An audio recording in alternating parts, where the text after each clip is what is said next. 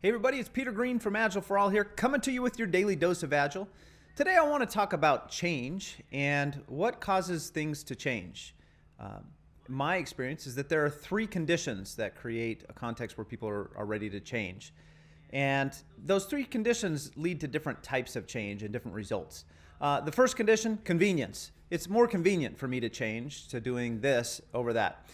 So convenience could be like a new product comes out that makes it more convenient for you to do something.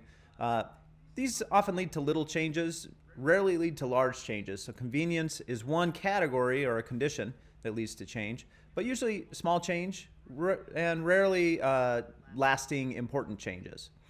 The second one is crisis, and you'll see a lot of change management models talk about the importance of crisis and how crisis can motivate change. We're all in the midst of crisis, almost. I imagine there are people in the world that don't consider COVID a crisis, maybe. But almost all of us are going through a crisis right now, and that's probably motivated all kinds of changes in our lives. The question is, are those changes going to be lasting? And some of them might be, but I suspect that the ones that last will be related to the third condition.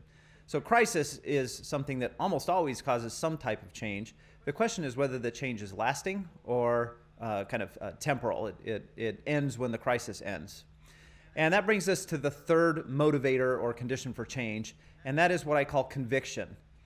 And if we look at historically examples of organizations, nations, small teams, families that made big lasting changes in their lives and in their culture, you'll see in my experience that it always comes down to somebody with a strong conviction that the way the world works is not aligned with the way we're working right now.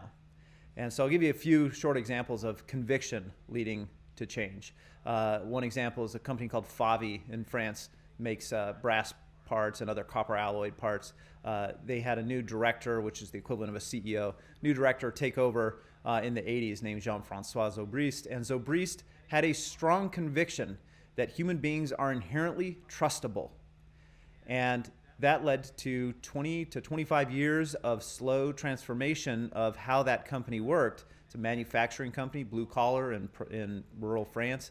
That company, over the course of 20 years, slowly chipped away at any practice or process in their company that conflicted with this deeply held conviction that human beings are trustable. Started with some big, loud, what we call culture signals from Zobrist, things like the second floor window that overlooked the manufacturing floor. The second floor is where all of the managers and executives sat, and they used to watch over the manufacturing floor. Well, one of the first, that didn't land well with Zobrist because he said, well, why are we overlooking them? Don't we trust them to do good work? And so he hired a bricklayer to come in and brick up that window. The second thing he did is he got rid of time clocks. He said, well, I'm the CEO and I don't have to clock in because you trust me to come in and do a good day's work. Why don't we trust the employees to do the same? And just practice after practice after practice chipped away at anything that was in conflict with his conviction.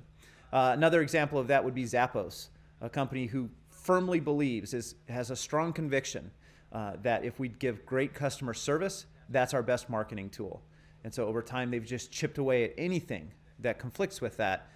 Famous examples include things like instead of measuring average handle time, which is how long you spend on the phone with a customer service representative, in most companies, the goal is to drive that time down on average.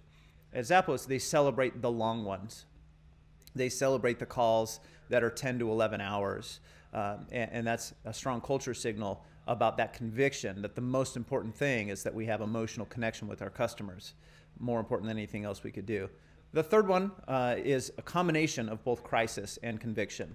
And that was took place in Iraq with General Stanley McChrystal when he took over as leader of the Joint Special Operations Command in Iraq. And the crisis there was that his task was to defeat Al-Qaeda. And Al-Qaeda was unlike any enemy that the United States forces had faced before. They were not organized. They were not in a hierarchy. They did not have battle plans. They did not have ranks. And so that was a crisis for them because they were losing. And McChrystal responded to that with the conviction that the only way to fight that type of enemy was to become more nimble than the enemy was. And so he just started chipping away at anything that delayed response time. And the conviction he had was that the best way to lead was eyes on, hands off. In other words, allow the very specialized teams that were on the ground there to make decisions and to have enough information to make good decisions, and then get out of the way. And so that's an example of where, through that crisis, at least, the conviction that this is how we should execute warfare was the thing that changed the way that organization functioned. So that, at least that part of the armed services functioned very differently throughout the time that he's talked about in the book. I have no idea whether that lasted after the crisis. So it'd be interesting, because not only did the crisis end, at least with Al-Qaeda, the leader was no longer the leader of that organization shortly after that. And so it'd be very interesting to see how much of that conviction lasted beyond that top leader being in place. That was the case with Zobrist. Once he retired, that company began to revert to more traditional things. Tony Hsieh is still at the head of Zappos, and so we still have that conviction leading the change there. So as you think about the types of changes that you're trying to create, just be aware that convenience can lead to some small changes. Crisis can motivate change, but it may not last. The thing that leads to the most lasting type of change, what we might even call transformation, is a deeply held conviction about the way that the world works, and then slowly chipping away with anything that conflicts with that conviction.